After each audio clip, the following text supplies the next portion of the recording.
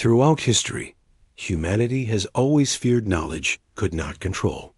Empires, religions, and secret orders have carried within them a strange contradiction: the pursuit of truth alongside the urge to bury it forever. For every invention or scripture that reached the public eye, countless others were hidden, erased, or condemned as too dangerous to be known. The past is littered with whispers of forbidden books, the kind of texts that did not merely describe the world, but threatened to reshape it. Imagine parchment inked with revelations about life, death, or the human soul secrets that could unravel power itself. These were not ordinary books. They were symbols of fear and control, instruments guarded, burned, or locked away in vaults by those who decided mankind was not ready. One of the most famous tragedies of this censorship is the fall of the Library of Alexandria. More than just a building of scrolls, it was the beating heart of ancient knowledge. Within its walls lay accounts of medicine, astronomy, engineering, and philosophies from across civilizations. Imagine standing in a chamber lit by torches, gazing upon manuscripts older than empires, filled with ideas modern science has only just begun to rediscover. Some claim the secrets of flight, energy, and even the stars themselves were stored there. But all of its centuries of human genius was reduced to smoke. Flames swallowed what could have been humanity's greatest inheritance, leaving behind only speculation and myth. And yet, Alexandria was only the beginning. Centuries later, another gatekeeper of hidden knowledge emerged: the Church. In 1559, the Catholic Church published its infamous Index Librorum Prohibitorum, the Index of Forbidden Books. On this list were writings considered heretical, dangerous, or immoral. To own or even read them was to risk excommunication or worse. Galileo, Copernicus, Giordano Bruno all found themselves at odds with this suppression. But beyond the well-known names, darker volumes were whispered about. Books of alchemy, necromancy, and grimoires that promised contact with forces beyond human comprehension. These were the texts that vanished, confiscated by inquisitors, sealed in archives, or destroyed outright. Why? Not because they were lies, but because they threatened a narrative. A dangerous book did not need to contain monsters to terrify. It only needed to contain truths that stripped away control. This fear of forbidden knowledge carried into secret societies who guarded their manuscripts as carefully as any church or empire. The Rosicrucians, the Freemasons, the shadowy orders that claimed to hold wisdom from the ancients all spoke of texts passed in whispers. Writings that could not be spoken of in daylight, for they carried more than mere words. They carried power. And here, among these shadows, emerges a story that refuses to die. A manuscript whispered of not as fiction, not as myth, but as a dangerous relic: the Black Book. According to fragments of rumor, this book has no single origin. Some believe it is a survivor of Alexandria's flames. Others whisper it was copied in secret from texts suppressed by the Vatican. Some say it surfaced in medieval Europe, carried by wandering mystics, written in a script that seemed to shift under the reader's eye. The common thread in every story: the Black Book was never meant to be read. Legends describe it as containing knowledge that bends the line between history and prophecy. Instructions on how to manipulate the human mind, summon forces beyond reason, or pierce the veil between worlds. Not spells in the childish sense, but knowledge written with a clarity so precise it became indistinguishable from power. To hold the Black Book was to hold the key to a reality no one else could see. Governments, cults, and scholars are all said to have sought it. Some claim to possess fragments, only to vanish mysteriously.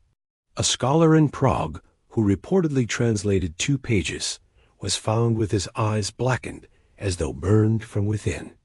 A secret chamber discovered beneath a monastery in France was said to contain a chest filled with manuscripts, yet one volume was missing from the catalogue.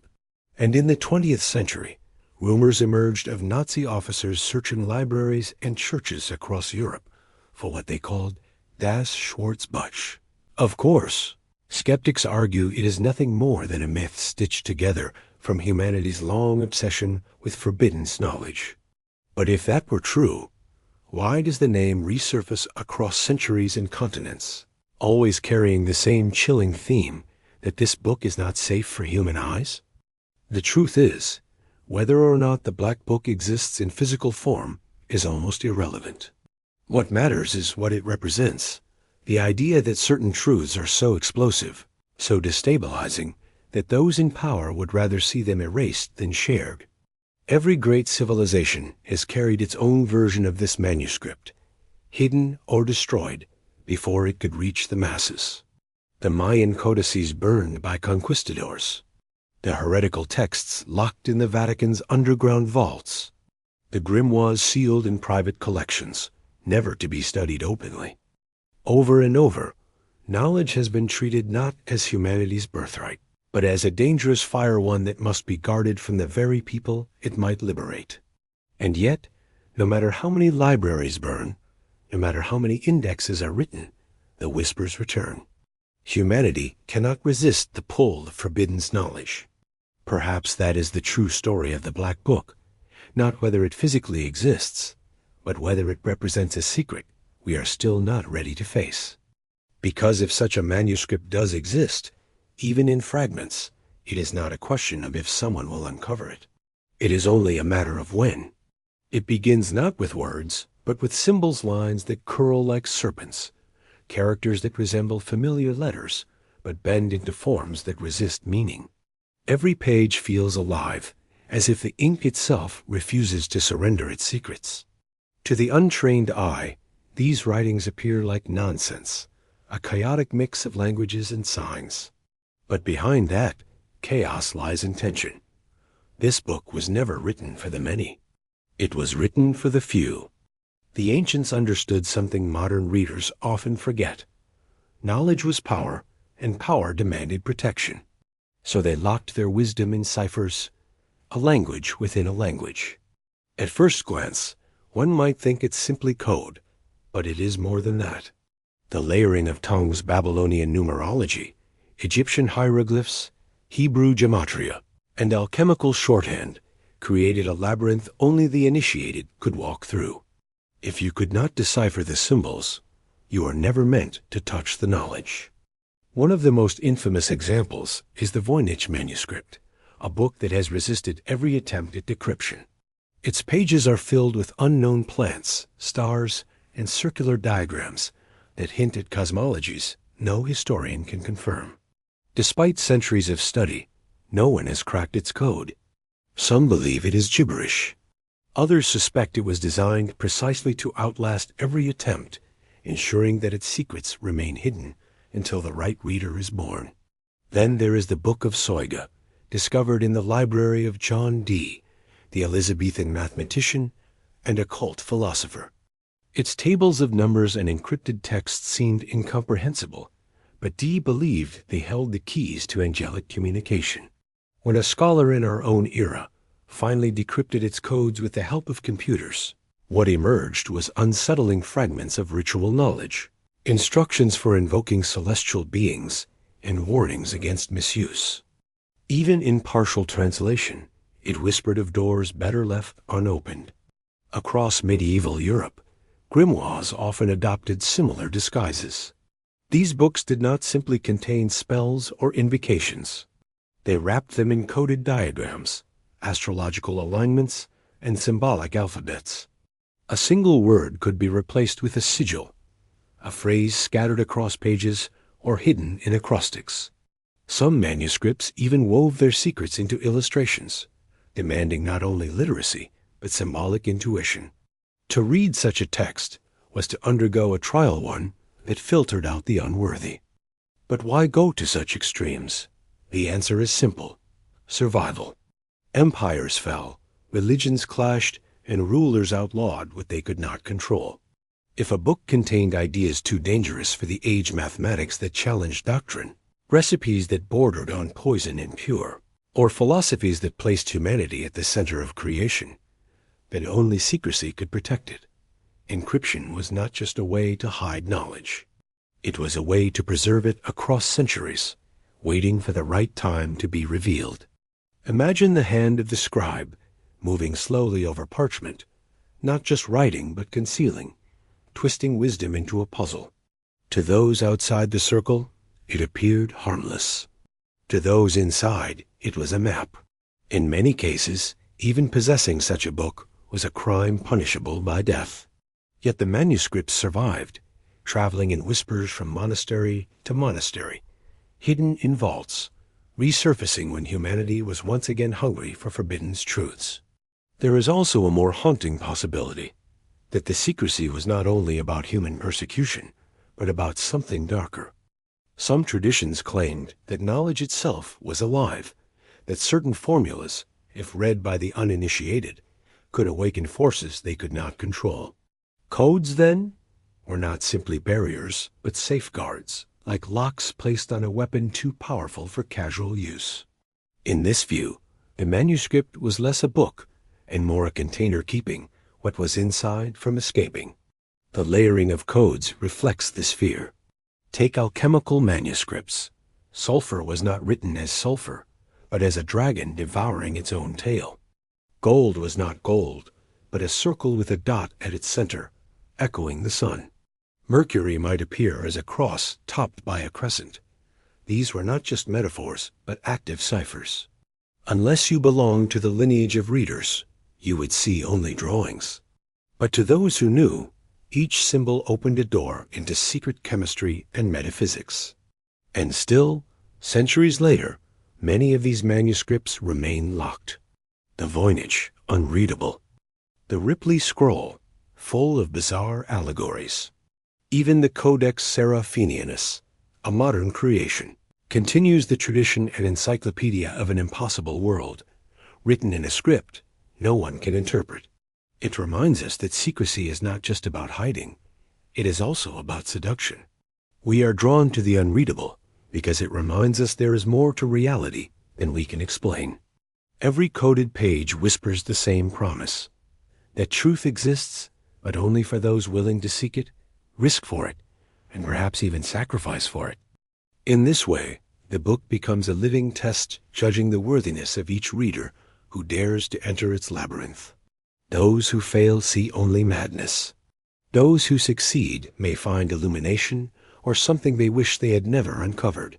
The story of human civilization has always been told as a straight line, from primitive tribes to stone tools, then bronze and iron, eventually to the industrial revolutions that brought us here.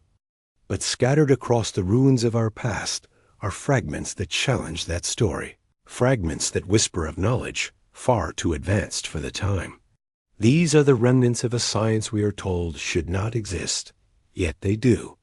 And if the so-called Black Book contains anything, it may be the collected memory of those forbidden sciences.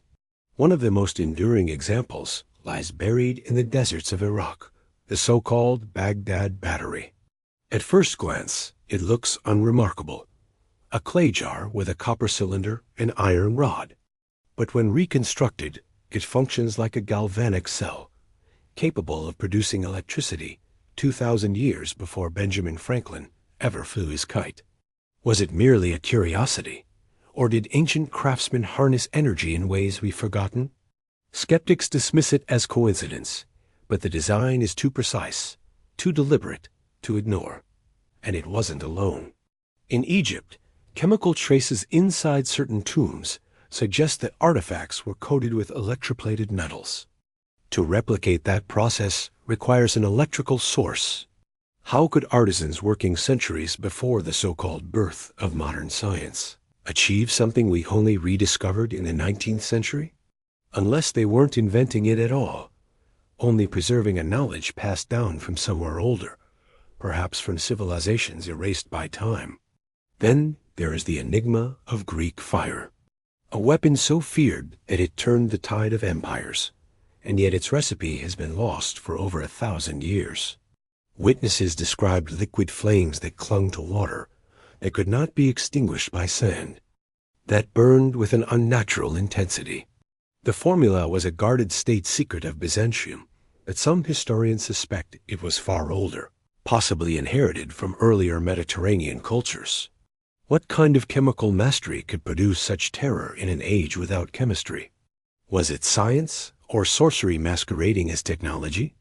But the most haunting evidence of forgotten science may not be weapons or electricity. It may lie in stone itself. Across the globe, colossal monuments rise with mathematical precision. The Great Pyramid lined within a fraction of a degree to true north. Stonehenge tracking solstices with astronomical accuracy. Machu Picchu's walls built with such tight-fitting stones that not even a blade of grass can slide between them. Mainstream explanations insist this was merely the result of trial, error, and brute labor.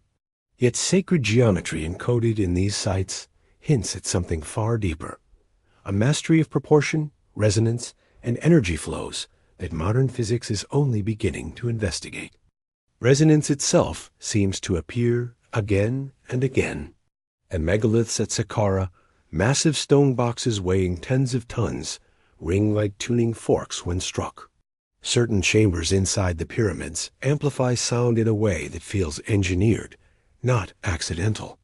The builders may have understood frequencies, not merely as sound, but as a force, a power capable of shaping matter, influencing consciousness, perhaps even moving stone. What if resonance was the hidden engine behind the impossible feats of megalithic construction? Archaeologists point to the precision of Pumapunku in Bolivia, where interlocking stones bear machine-like cuts so intricate that even today, replicating them would demand advanced tools. Yet no traces of such tools exist in the archaeological record. Did these cultures stumble upon methods we cannot imagine? Or were they preserving techniques handed down from a lineage lost to disaster? A lineage remembered only in myths of Atlantis, Lemuria, and civilizations that fell beneath waves and fire? And consider the Antikythera mechanism recovered from a shipwreck off Greece. At first, it seemed like a corroded lump of bronze. But closer study revealed something astonishing.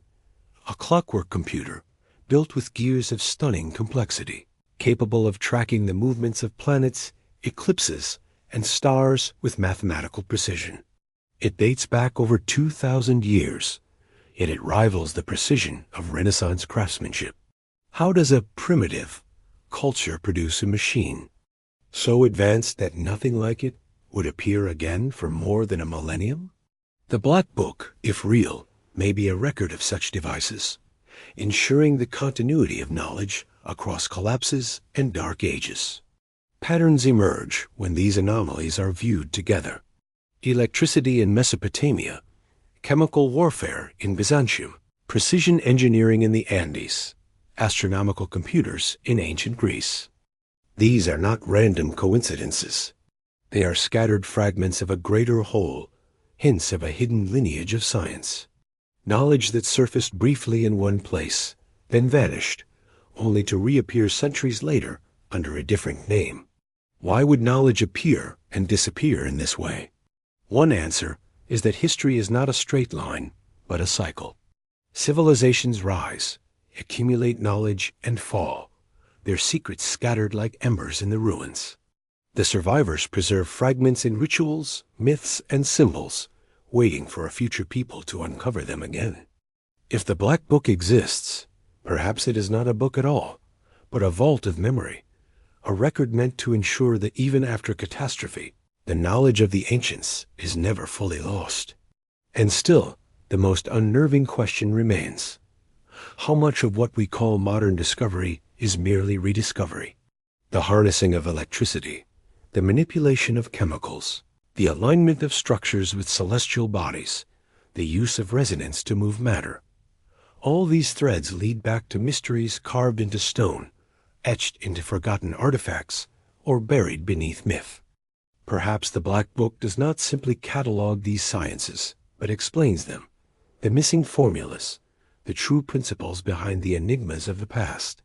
If so, its pages may contain not just the story of what came before, but the blueprint of what may come again. Knowledge powerful enough to build, or to destroy.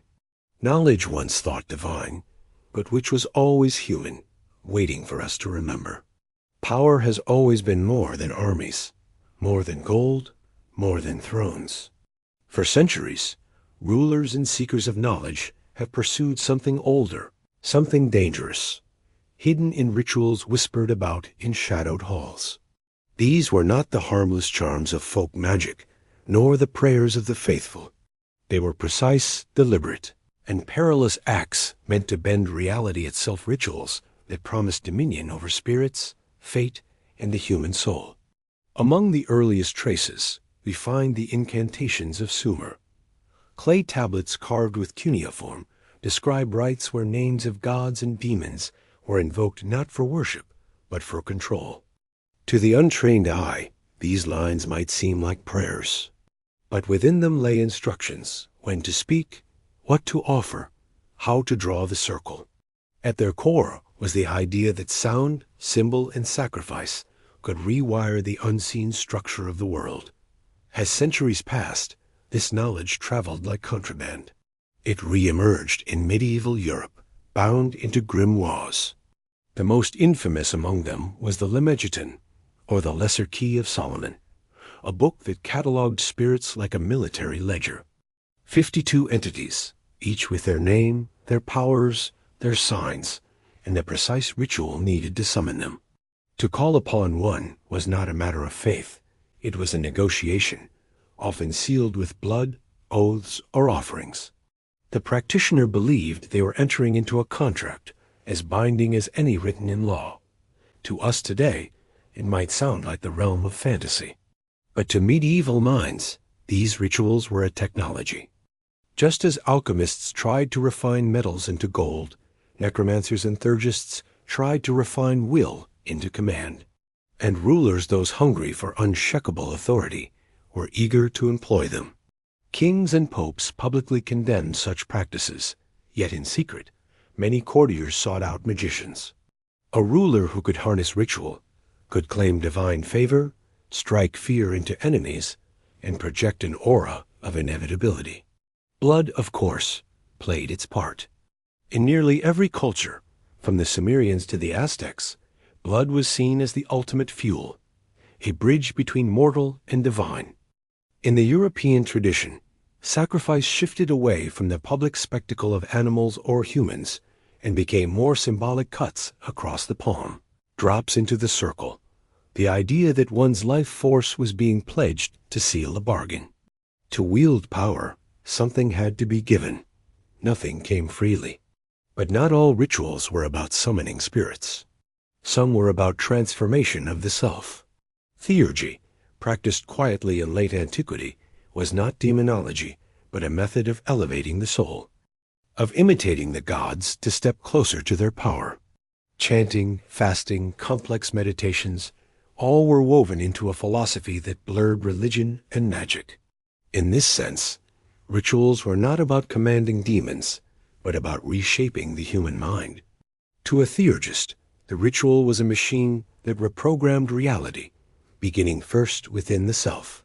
What unites these threads, from Sumerian tablets to grimoires hidden in monasteries, is the constant belief that rituals were dangerous, not because they were empty superstition, but because they worked.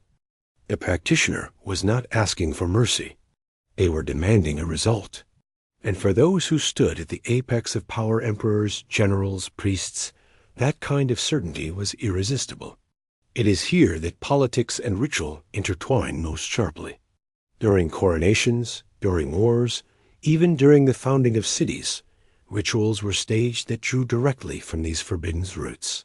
Rome itself was built with auguries, divinations, and sacrifices that echoed older, darker traditions. Medieval rulers often blended Christian ceremony with half-buried pagan rites, knowing that ritual, no matter its source, gave legitimacy, made the intangible feel real. Yet the pursuit of ritual power carried its own curse. Many who sought too deeply were consumed. Historical records tell of magicians executed, priests excommunicated, entire villages burned under accusations of necromancy. The danger was not just spiritual, it was political. To be caught using rituals was to reveal that one did not trust the church, the state, or the established order. And yet, in every era, whispers of forbidden ceremonies persisted. Why? Because ritual offered what no law or army could, the illusion of ultimate control. To write a name on parchment and bind it with a circle was to believe that the cosmos itself could be made to obey. And for those who tasted even a fragment of that belief, nothing else was enough.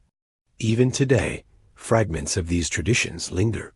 The symbols drawn in old grimoires have made their way into literature, into art, into the unconscious memory of culture. What was once the private language of necromancers now flashes across films, tattoos, and secret societies. The rituals may no longer be spoken in their original form, but their essence, the belief that hidden knowledge can unlock hidden power, still holds sway. Forbidden's rituals were never just about demons, sacrifices, or smoke-filled chambers. They were about power, who held it, who deserved it, and who was willing to risk everything to seize it. And that hunger, once awakened, has never left humanity. For centuries, whispers of forbidden's knowledge have never vanished completely. They lingered in the margins of history, traveling not in open libraries or public debates, but in cloaked circles where secrecy was as sacred as Scripture itself. The book we have been following, this shadowed manuscript of dangerous truths, may not have simply disappeared. Instead, it may have been absorbed, folded into the rituals and oaths of those secret societies, whose very existence depended on protecting knowledge too volatile for ordinary hands. The story begins with the Knights Templar. Formed during the Crusades, they were warriors first, protectors of pilgrims on their way to Jerusalem. Yet with time, their reputation grew darker and stranger. They were rumored to have uncovered relics beneath the ruins of Solomon's temple. Relics not only of wealth but of wisdom, fragments of writings that hinted at truths which could shatter the official narrative of the church. Could it be that among their treasures lay copies of manuscripts like the one we speak of, fragments preserved under lock and seal, carried back to Europe where only initiates could glimpse their contents? When the Templars were suddenly destroyed in 1307, it was not merely because of debts or political pressure. The charges against them included heresy, idol worship, and secret rituals. King Philip IV and Pope Clement V may have feared that the Templars were no longer serving the Church, but serving something older, more dangerous, a knowledge that could unmake obedience itself. But knowledge rarely dies with its keepers. As the Templars were burned, scattered, and absorbed into other orders, fragments of their teachings may have bled into the Rosicrucians. The Rosicrucian manifestos of the early 1600s were a strange blend of alchemy, mysticism, and hidden science. They spoke of an invisible college of sages, bound by secrecy, who guarded truths not meant for common eyes. What did they know that could not be spoken aloud? Was it the formula for transmutation, the recipe for eternal life, or perhaps an understanding of the human soul that undermined both throne and altar? Their writings suggest that the Rosicrucians were less concerned with riches and more with illumination. Yet illumination can burn just as much as it enlightens. Parallel to them rose the Freemasons, whose lodges spread across Europe with dizzying speed. Outwardly, they were architects and builders of moral virtue. But behind the allegories of stone and compass lay degrees of initiation that promised higher truths. Secrets about geometry, astronomy, and the metaphysical laws that govern the cosmos were taught not to the masses, but only to those who swore oaths of silence. Even today, Masonic rituals hint at a transmission of ancient knowledge that is never fully explained, as though it were only fragments of a greater whole, a whole that once belonged to a text too forbidden to be left in daylight. And then there are the hidden sects within the Vatican itself. For while the Church condemned heretical texts, it also preserved them. Deep beneath St. Peter's Basilica lies the Vatican Secret Archives, a labyrinth of manuscripts, letters, and codices that stretch for more than 50 miles of shelving. Scholars are permitted to see a fraction of its contents, but much remains sealed, classified for centuries.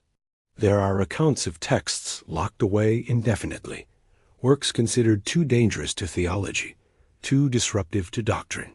Is it so far-fetched to imagine that a manuscript like ours was secured there? Not destroyed, but imprisoned, guarded not only by archivists, but by silence itself?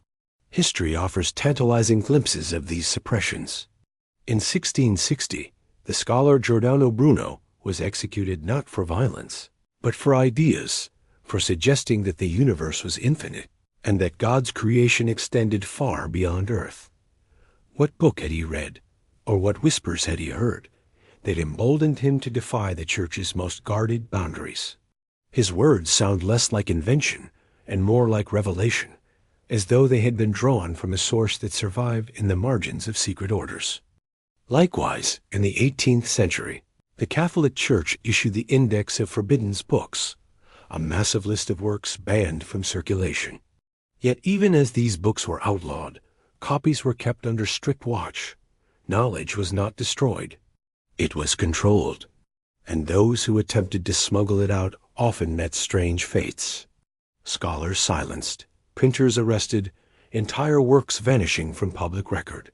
It was as if a hand was always at work, ensuring the public never received more than fragments, never enough to glimpse the whole. The thread that ties these orders together is not wealth or politics, but guardianship. To join them was to step into a chain of transmission, oaths, symbols, passwords, but also warnings. The penalty for betrayal was not light. For the Templars, it was fire. For Bruno, it was flame. For countless nameless monks and scribes, it was quiet disappearance. Knowledge could give life, but the revelation of forbidden knowledge demanded a sacrifice. And so the manuscript survives, not as a single copy sitting in a dusty chest, but as a living current that flowed through centuries, passed hand to hand under cover of ritual. Rosicrucian manifestos, Masonic lodges, Vatican vaults, these are not separate stories, but different faces of the same effort to keep hidden knowledge alive, but bound. The secrecy was not only protection from external enemies, but from the very content itself. For knowledge of this scale could destabilize entire empires, rewrite the understanding of human destiny, or collapse the delicate balance between faith and reason. Consider this. Every great leap in human history has carried with it whispers of prior knowledge, as if humanity was not discovering, but recovering something it had already known. The hidden architecture of the cathedrals, the symbolic geometry of Masonic lodges, the hermetic diagrams of alchemists, all of them bear echoes of a source too ancient and too dangerous to name outright. Was the manuscript the origin, or merely one branch of a tree whose roots vanish into prehistory? That question remains unanswered, but the patterns are undeniable. The secret orders ensured its survival, but at a cost. What survives is fragmented, encoded, buried beneath layers of allegory and symbol. A formula becomes a ritual. A truth becomes a myth. An equation becomes a parable. Only those initiated into the higher degrees may recognize the hidden thread, and even they must wrestle with incomplete pieces. Perhaps that is the final safeguard, that no single society, no single person, ever held the whole. Yet the whispers remain. The orders still exist. The lodges still gather. The archives are still locked. And somewhere, behind closed doors, men and women recite ancient oaths, not realizing, perhaps, that they are repeating words designed to guard the greatest secret of all. They say the greatest discoveries in human history are not the ones we celebrate, but the ones we never knew existed. Ideas that could have altered the course of civilization were buried, dismantled, or erased, not because they were false, but because they were too true, too disruptive, too dangerous for the world we live in. This is the silent graveyard of knowledge, a place where genius meets suppression and hope collides with fear. Take Nikola Tesla, a mind centuries ahead of his time. Tesla envisioned a world where energy flowed freely through the air, untethered by wires or monopolies. He dreamed of harnessing the earth itself to provide power without cost, without barriers, without profit. But when he died in 1943, government agents stormed his New York hotel room. Trunks of documents, blueprints, notes, entire lifetimes of experiments were seized under national security. The public was told little. What vanished into classified vaults that night? Was it the promise of free, limitless energy, or something even greater? The mystery remains unsolved. The truth chained in silence. And Tesla was not alone. Wilhelm Reich, a psychoanalyst turned scientist, dared to suggest that life itself was infused with a subtle cosmic energy. He called it orgone, an invisible force he claimed could be harnessed to heal illness, revitalize the body, even influence weather. His experiments drew attention, his devices spread, and patients swore by the results. But the U.S. government saw not innovation, but threat. His books were burned, his equipment smashed, his research banned under court order. Reich himself was imprisoned, dying behind bars while his work was erased from the record. For some, he was a fraud. For others, he was a martyr of suppressed truth. Either way, his legacy was silenced by power. Even medicine is not untouched by this shadow. Buried in old archives are whispers of manuscripts, ancient treatises describing cures that defy modern explanation, knowledge of plants, minerals, and techniques that could have transformed health on a global scale, forgotten or intentionally destroyed. Entire civilizations understood properties of the natural world that we dismiss as folklore today. From the herbal formulas of Chinese dynasties to the alchemical texts locked in European monasteries, much of this knowledge never reached the public. And when fragments did surface, they were often ridiculed, dismissed, or quietly purchased and hidden by powerful interests. The pattern is disturbingly clear. When knowledge empowers the individual, it threatens the structures of control. Free energy dismantles empires built on oil and electricity. Natural cures destabilize billion-dollar pharmaceutical monopolies. New sciences challenge the gatekeepers of orthodoxy, who decide what is real and what must be discarded. Suppression becomes not just a choice, but a necessity to maintain order, wealth, and power. And this is where the whispers of the Vatican's Black Book resurface. What if inside those forbidden pages lies the catalog of everything erased? Tesla's visions of limitless energy, Reich's theories of life force, medical insights that could end centuries of suffering, natural laws that don't fit the equations we are taught in school, but reveal an entirely new blueprint of reality. Imagine a knowledge so complete, so undeniable, that governments, corporations, even religions would crumble overnight if it were unleashed. But instead of revelation, we are given fragments. A few charred pages of Reich's work, a classified FBI report on Tesla's missing inventions, a scattering of cryptic medieval texts pulled from the shelves of forgotten monasteries. Hints, shadows, but never the whole. It's as if humanity has been fed a curated version of reality, while the rest is locked away in vaults, or perhaps burned in fires we were never meant to see. And here lies the deepest tragedy. How many breakthroughs have we lost forever? How many diseases could have been cured? How many wars prevented? How many lives transformed if suppressed sciences were allowed to flourish? We will never know. The only certainty is that suppression leaves behind a void, and in that void, myths, conspiracies, and legends grow. The story of suppressed sciences is not just about lost machines and banned experiments. It is about a fundamental question. Who decides what humanity is allowed to know? And why, throughout history, do we see the same pattern: knowledge discovered, knowledge seized, knowledge silenced? Perhaps the Vatican's Black Book holds the answers. Perhaps it does not. But the very idea suggests a terrifying possibility, that our world, the one we accept as reality, may only be a fraction of what is possible. That somewhere, in locked rooms and forbidden archives, lies the blueprint of a future stolen from us. A future that may never be returned. The book was never meant to be read in the daylight. Its most disturbing passages were hidden deep within, written in a hand that seemed more desperate than scholarly. They were not lessons in wisdom, nor records of history. They were warnings pages heavy with dread, echoing the weight of civilizations that had risen and fallen before us. Each line carried the scent of catastrophe, a dark reminder that knowledge is rarely neutral. It is a fire that can warm, but also consume. The ancient scribes who etched these words seemed to know this intimately. Their ink did not merely describe the world, it trembled with the memory of worlds lost. The prophecies were scattered, but chillingly familiar. They spoke of empires that grew too bold, wielding tools they could not master. Cities swallowed by the sea, kings who commanded storms, and towers that fell in a single night of fire. At first glance, these tales feel like myth. But when compared against the fragments of human history we still possess, their resonance is unnerving.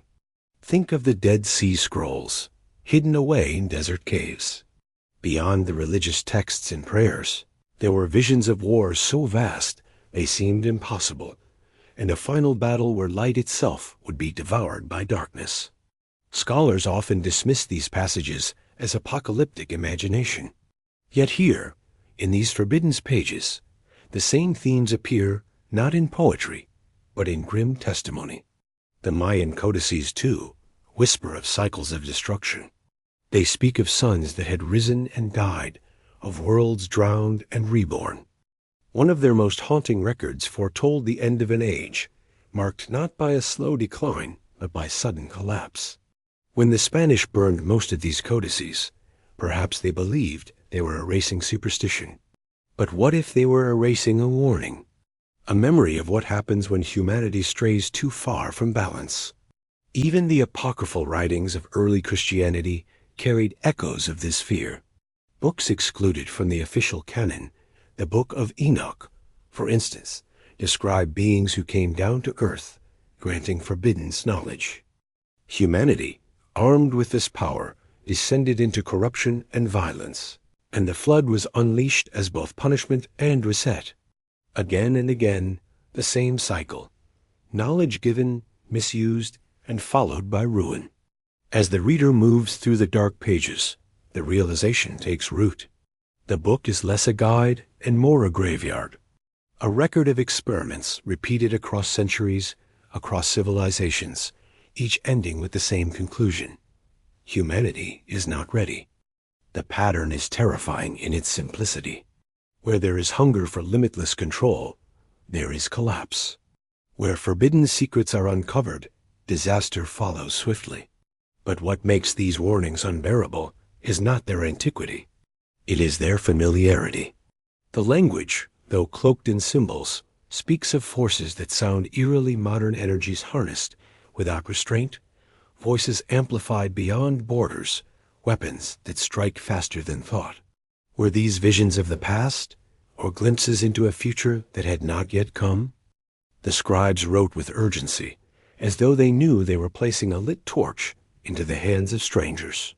Some passages plead with whoever might read them, to resist the temptation of power, to remember that knowledge untempered by wisdom leads only to ruin.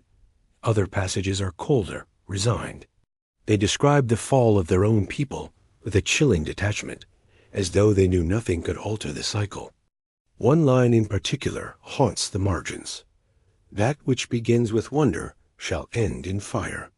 A simple sentence, but one that compresses the rise and fall of countless worlds into a single truth. It is tempting to believe these are just myths dressed in the cloak of history. Yet myths often serve as survival code stories designed, not just to entertain, but to protect. What if the warnings were never meant to frighten, but to guide? What if the knowledge was not forbidden because of its brilliance, but because of the shadow it cast? And here lies the most unsettling thought. Perhaps the book was hidden not to preserve its wisdom, but to delay its curse. Locked away, forgotten, its words could not tempt us. But in reading them and speaking them aloud, we awaken the same hunger that toppled those before us. The dark pages do not ask us to marvel. They ask us to choose, to decide whether we will repeat the pattern or finally break it. And yet, history has never been kind to restraint. Throughout history, empires have waged wars not only for land, wealth, and resources, but for knowledge. Behind the banners of conquest, beneath the machinery of armies, there existed a quieter, far more dangerous battlefield, the pursuit of forbidden wisdom. To rule the physical world, they believed, one must first master the unseen. The Nazis understood this with terrifying clarity. Within their ranks was a division known as the Ahnenerbe, founded under Heinrich Himmler in 1935.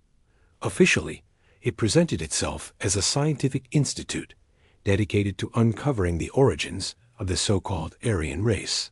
But its true function was far more ominous.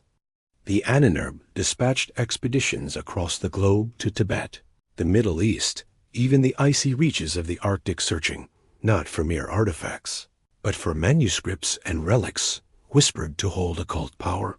They sought texts that spoke of lost civilizations, mythical energy sources, and ancient rituals that could tip the scales of war.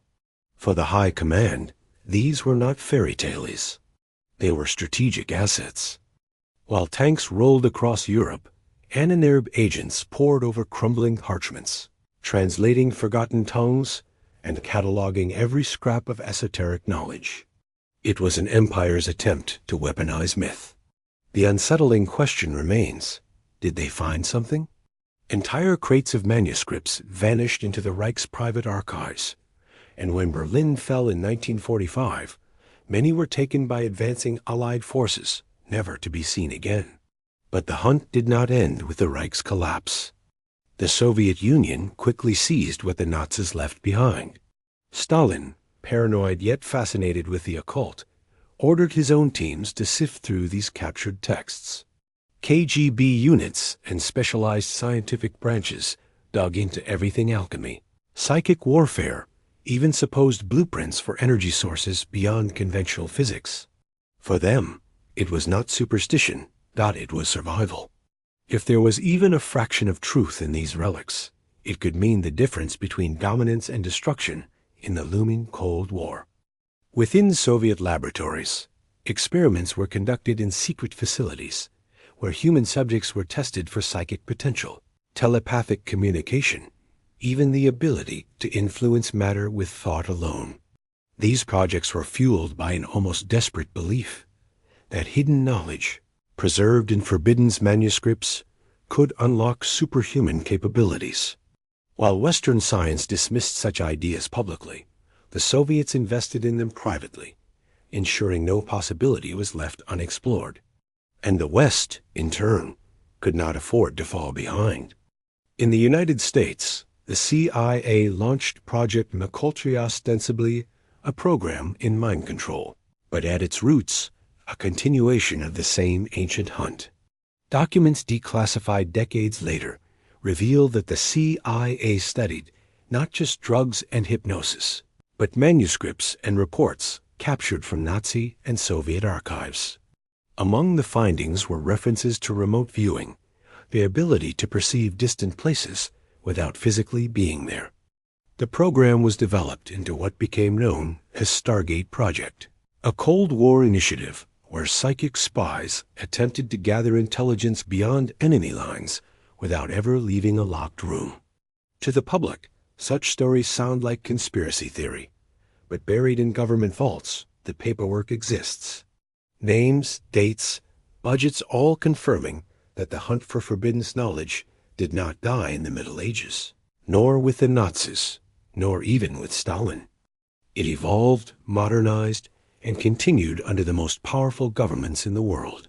The deeper one looks, the clearer the pattern becomes. Every empire, every superpower, eventually turns its gaze toward the hidden. Whether cloaked in the language of science, religion, or national security, the drive remains the same: to seize what others cannot, and to control what lies beyond the reach of ordinary men. There is an unsettling irony here. The very manuscripts once guarded by monks in candlelit vaults, believed to hold wisdom too dangerous for mankind, became the prized possessions of intelligence agencies armed with nuclear weapons. And rather than dismissing these documents as superstition, these agencies acted as though the secrets might be real, so real that entire divisions were created to pursue them. In hushed corridors of power, generals and politicians weighed not just strategies of war, but whispers of the supernatural. Could a hidden manuscript offer an energy source greater than uranium? Could it hold a ritual to influence the minds of enemies? Could it reveal technologies lost to time, waiting to be rediscovered? The pursuit of such knowledge blurred the line between rational science and dangerous obsession. In the end, it was not about belief, it was about power. Even if 99 out of 100 manuscripts were myths, the one that contained truth would be enough to rewrite history.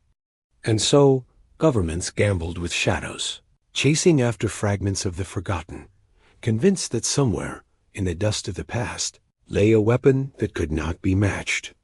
As the Cold War dragged on, billions were funneled into programs that officially did not exist. Some results remain classified even now. Some documents were shredded, others locked away in vaults, deeper than any cathedral crypt.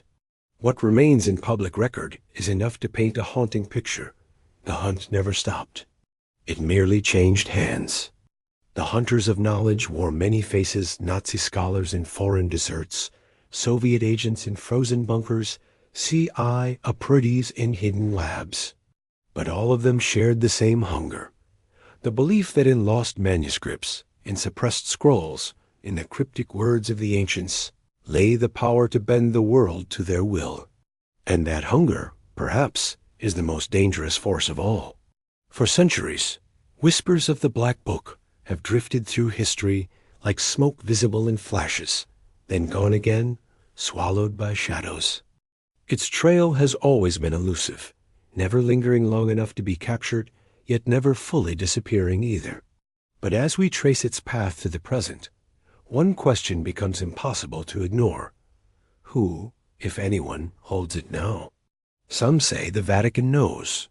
Its vaults, deeper than cathedrals, and guarded with a vigilance that borders on paranoia, are said to contain not only the Church's official history, but also the secrets too dangerous to reveal. Within those underground chambers lie forbidden gospels, ancient heretical texts, and entire shelves of books catalogued under damned knowledge.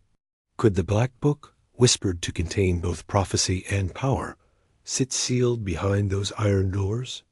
It would not be the first artifact hidden from the world under papal lock and key. In the mid-20th century, scholars uncovered that portions of the Dead Sea Scrolls were withheld for decades, suppressed, until they could be carefully filtered and interpreted. If fragments of Scripture were considered too volatile, then what chance would a book of secrets have to ever reach public eyes? And yet, others argue the Vatican may not be its guardian at all. Their reasoning lies in the sheer number of manuscripts known to have slipped into private hands over the centuries. Wars, invasions, even the chaos of the Napoleonic conquests saw entire libraries looted. Priceless codices vanished, not into flames, but into the safes of aristocrats, kings, and collectors. Among those collectors were the Freemasons, whose obsession with esoteric wisdom and hidden truths makes them a likely suspect. In certain Masonic archives, there are records of volumes described only as illumined manuscripts, treated with reverence, guarded in secrecy, and never catalogued publicly. Were these cryptic references alluding to the same Black Book? If so, the trail does not end in Rome. It branches into private networks of initiates, sworn to silence by blood oaths. But there are darker tales. Tales of stolen manuscripts traded like contraband, passed from hand to hand until their very existence vanishes with their last keeper. Consider the Codex Gigas, often called the Devil's Bible. It, too, disappeared briefly from the pages of history taken during wars, hidden in castles, later rediscovered in Sweden, as if it had simply resurfaced from the abyss. The Black Book may have walked a similar path, but with one crucial difference. Unlike the Codex Gigas, it has never re-emerged. Instead, its story has been marked by sudden disappearances. In 1879, a rare manuscript dealer in Paris recorded the acquisition of a volume of forbidden lore, but the dealer died suddenly before it could be verified. In 1921, a collector in Cairo boasted of holding a manuscript that contained more power than a man should read. Weeks later, both he and the book were gone, consumed by fire, according to official reports, though many believed the flames were a cover story. And in the late 20th century, whispers circulated in London that a reclusive millionaire had obtained the last fragments of a codex described as blackened by age, yet burning with unseen fire. Soon after, his estate was sealed, his collection auctioned off, but no mention of the manuscript was ever made. The trail, then, does not end. It fractures, slips, and reappears in fragments, like a ghost that will not stay buried. Some researchers believe the book has always moved in silence, traveling from one hidden custodian to the next, each chosen not by chance, but by design.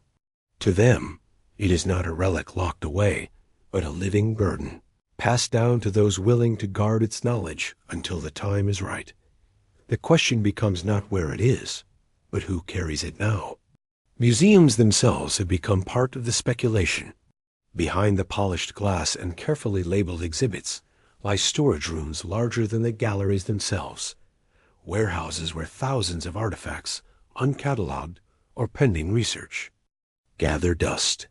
How many visitors, staring at the familiar treasures of Egypt or Mesopotamia, realize that below the surface of the museum are whole archives that the public will never see? Could the Black Book, mislabeled as a fragment of an unidentified codex, already sit in one of these vaults, its significance overlooked or deliberately concealed? And then there are the private collections, owned by families whose names rarely reach the news. Throughout history, the wealthy have hoarded manuscripts not for knowledge, but for power. These books became bargaining chips, traded across generations, ensuring influence that money alone could never buy. A book like this one, rumored to contain the keys to hidden histories, even glimpses of forbidden futures, would be the crown jewel of such a collection. Imagine it resting on a shelf, not in a cathedral or a temple, but in the study of a nameless billionaire whose name never touches a headline. Every thread leads somewhere, but none leads to certainty. Vatican vaults, Masonic lodges, private aristocratic archives, museum basements, each possibility deepens the mystery, but none resolves it. Perhaps that is the most fitting fate for the Black Book, to exist in whispers, in fragments, in shadows, so that it remains forever out of reach. To reveal it fully would strip it of its power, but to keep it hidden, always just beyond the grasp of those who seek it, that ensures its legend never dies. And so the story lingers, suspended between fact and myth. Each rumor is a clue, each disappearance a reminder that something remains unseen. The custodians, whether priests, secret orders, collectors, or nameless heirs, have done their work well. We cannot say with certainty where the Black Book rests tonight, only that it has not been destroyed, not fully. For legends of this magnitude do not vanish. They shift shape, waiting for the next time they will be needed. Perhaps it is locked away in a Vatican vault, its pages untouched for centuries. Perhaps it rests in a forgotten museum basement, mislabeled and ignored by curators who do not know its worth. Or perhaps it sits, even now, on a private shelf, its keeper aware that one day the world may come looking again. Until then, the mystery remains whole, preserved by silence, guarded by those unseen hands that history will never name. The Black Book has survived empires, wars, and the march of centuries. If it still exists, and the weight of evidence suggests it does, then somewhere in this world there are custodians who know its truth, and yet they remain silent. Why? Perhaps because the world is not ready, or perhaps because the truth is far more dangerous than we dare imagine. For centuries, humanity has chased the shadows of hidden knowledge. We have pulled back curtains only to find another curtain behind it, peeled away layers of truth only to discover deeper lies. And in every era, the same question resurfaces. How much are we truly meant to know? The mysterious book, whispered about in archives and forbidden texts, is more than just parchment and ink. It represents something older than governments, older than kingdoms, older even than the myths we inherited. It is the embodiment of the one thing human beings have always feared and desired in equal measure: absolute truth. Throughout this journey, we have witnessed the patterns of suppression. Libraries burned to ash, manuscripts locked away in vaults, scholars silenced, witnesses discredited, entire civilizations collapsing under the weight of a secret too heavy to bear. Knowledge is never just information. It is power. And power, when hoarded, corrupts. But this book, if it truly exists, stands apart. It is said to hold not fragments, but the totality of something. A blueprint, perhaps, of human destiny. A ledger of forbidden sciences. A map of origins that contradicts every story we have told ourselves about who we are. It is not merely dangerous because of what it contains. It is dangerous because it could unravel the foundation of belief itself. Imagine for a moment the first person to open it, their eyes scanning words that were never meant to survive the centuries. The weight of realization pressing down on them that the world they lived in was a carefully constructed illusion. Would they close it out of fear? Or would they keep reading, unable to resist the pull of forbidden knowledge? History shows us the paradox. Every attempt to suppress truth only fuels curiosity. Every warning not to look makes the temptation unbearable. Humanity has always broken its own taboos. We split the atom even when we knew it could level cities. We engineered weapons before we understood their consequences. We seek the stars even as our own world crumbles beneath us. Curiosity is our greatest strength and our most dangerous flaw. And so the dilemma sharpens. If this book is opened, what happens next? The knowledge could illuminate hidden paths, unlocking cures for diseases, answers to mysteries, even technologies that seem like magic to us now. But illumination always casts shadows. For every cure, there is a weapon. For every truth, there is a cost. There is also the burden of perspective. What if the pages reveal that our history is not our own?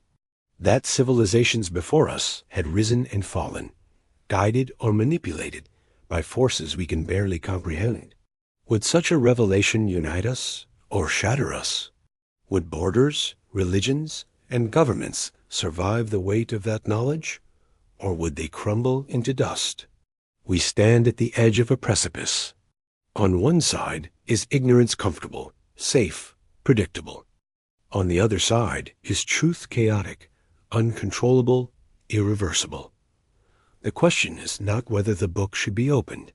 The question is whether humanity is ready to live with what it contains. Perhaps that is why it remains hidden. Perhaps it was never meant for us, at least not yet. Maybe the keepers of secrets, those silent guardians who lock away manuscripts in vaults and basements, are not only protecting themselves, they are protecting us. Protecting us from the knowledge that could undo the fragile order of our world. And yet, silence feels like betrayal. To bury the truth is to decide for others what they can or cannot handle. To lock away knowledge is to assume the role of gods over men. And history tells us that the longer a truth is hidden, the more violent its revelation becomes when it finally breaks free. So we are left with a haunting paradox. The book could be the key to our liberation, or the blueprint of our destruction. Opening, it could light the way forward, or ignite the fire that consumes us all. And now, as this journey comes to its close, I leave you with this thought. Ignorance may protect us, but it also enslaves us. Truth may destroy us, but it may also set us free. Which fate would you choose for yourself, for your children, for the future of humanity? Should we open the book